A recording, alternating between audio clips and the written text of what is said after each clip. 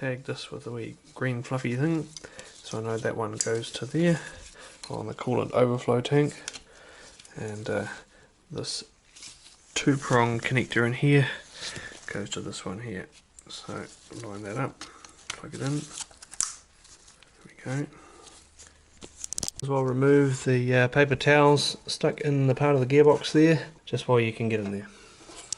As you put the airbox in place, slip it in so that this side goes in first under these connectors here and above this piece, and then the left hand side, and this will allow this connector bracket to go in place, and make sure that this hose is also on the top. Attach the purple connector, sit this cover in place, just do up the screw there temporarily. Next, hook up the loop over the hook, run the cable over the top, and then between here and here, back to the latch. Keep the right hand side air filter off so that you can sit the coolant tank on the top while you put the heat shield over the muffler. Airbox back in, air cleaners inside, and the top cowlings screwed back into place. Put the hose in, it should be clamped on, and do up the screws on the throttle bodies. Shield in place, bring the coolant overflow back over, sit it down carefully, make sure these studs line up with the brackets here on both sides.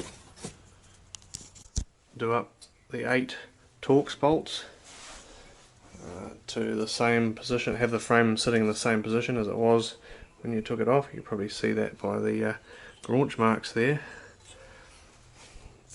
That's so that the bodywork sits where it used to. Lift the air tube to these valves here up, and push that pipe up through and sit them on the clips there. So one goes under there, yep, and then do up the clips. So undo these Torx bolts here, and then bolt the frame back onto the car, and then bolt this to it.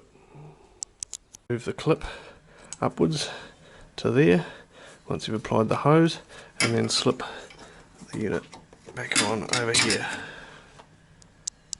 The Torx bolts are done up and in the old graunch points.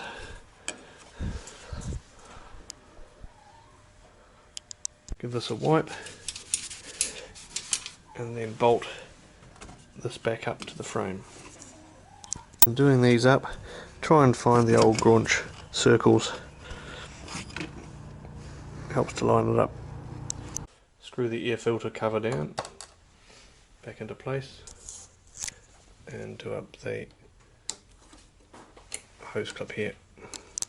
These nylock nuts on both sides if you haven't already. Connect the left hand cat sensor back into place. So that cable there into there, and push it onto the bracket. Right hand cat sensor socket, bracket, and plug. Push them together and then slide it into place.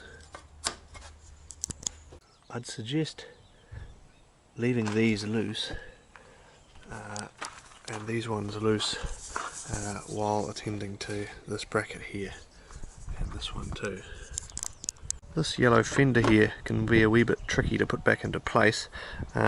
It seemed to me initially that these little tabs here on this black bracket would come through from the back and right through these holes here, but I don't think it does.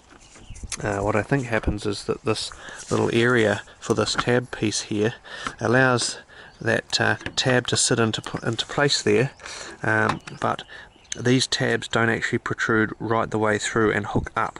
They just push slightly into these holes and the tab presses up against this recessed area here.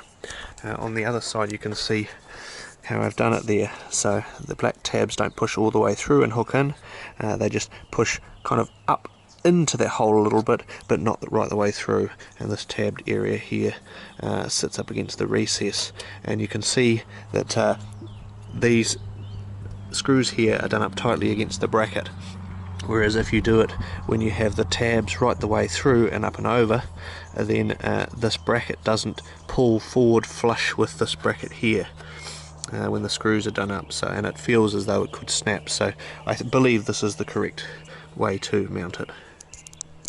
The upper fender is on with the Lamborghini logo. I've got to do up the 8 bolts. They have nylock nuts on the back of them, just in here. So 1, 2, 3, 4, 5, 6, 7, 8, plus these screws here. You'll note that the washers that sit underneath these can be of varying thickness. This side is slightly thicker washers than the other side here, just to account for slight variations in the chassis or brackets. Tail light brackets are in, putting the tail lights in place.